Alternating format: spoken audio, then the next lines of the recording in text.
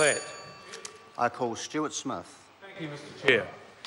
Well, Mr Chair, I'd really like to start by refuting some of the comments made earlier by one of the earlier speakers about getting in and managing all sorts of industries. I can say as a former leader of the wine industry, which was one of the industries that he spoke about, that, sir, the last thing we want, as would have wanted as an industry when I was in charge, I'm sure it's the same today, is to have government get in and try and run the industry.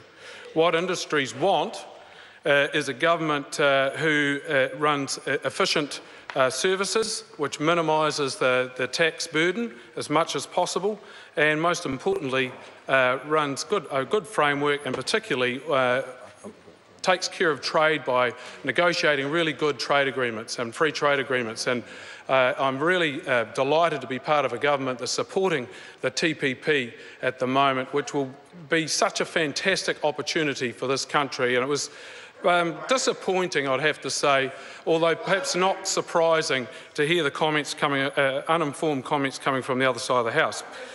But anyway, Mr Speaker, I want to move on, as the Minister alluded to talk about the drought in North Canterbury. The drought is a really significant drought, and particularly around the Cheviot, Harden area. It seems to be a horseshoe of area in the east coast of the South Island that is missing out on the rain that comes from the north and missing out from the rain that comes from the south and the west. So it's unfortunate this drought's been biting really hard for quite some time. Reports of about 100,000 breeding stock that have been shifted out of the area to go for grazing, some of which won't come back onto the farm to lamb because there simply won't be the feed there. While it looks green to the uninitiated as you drive by, it's what's known as a green drought. There's a green tinge with really no feed underneath it and not much root reserves to really kick anything away. And the soil moisture is so low at the moment that it will need significant rainfall to really turn that around. But, Mr Speaker, I really want to acknowledge the $200,000 that additional funding that's gone to the Rural Support Trusts. That will make a big difference. It's greatly received by those people that are affected.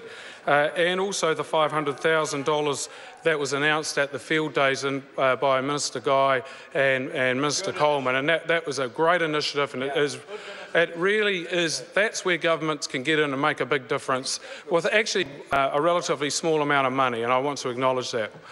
I also want to acknowledge the team that are doing a great job in that North Canterbury, Winton Daly, in particular the Mayor of Hiranui, who's heading up the Drought Committee, and along with Doug Archbold, who's the rural support guy for that area, who's doing a fantastic job. And sometimes it's a pretty tough job to get out there and do that, and I want to acknowledge him tonight, and I think that we should really all encourage those people and the job that they're doing.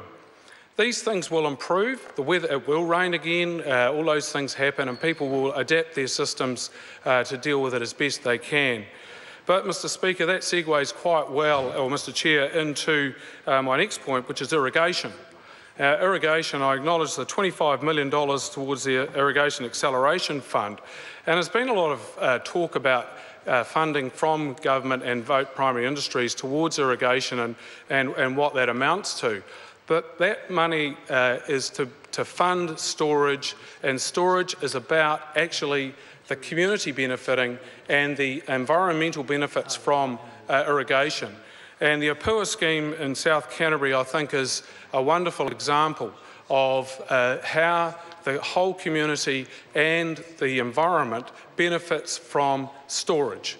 And that Apua Dam, the irrigators voluntarily reduced their take as the drought really bit and started to bite hard in that area to allow more water to flow and keep the in-stream values up in the Apiwi River that flows out of the Apua Dam. That enabled Fish and Game, who were very vociferous opponents of the irrigation scheme, to capture the fish that were in the streams that were dying up and take them, put them into the Apiwi, and then when that finally got to the point where it was drying up, take the fish and put them in the Apua Dam. So we have now certainly a group of Fish and Game in South Canterbury who were opponents of the scheme, now very much fans of the scheme because they can see the benefits to the environment from storage for irrigation. And so I think the Irrigation Acceleration Fund is very important. Thank you, Mr. Speaker. I call Barbara Kuriga.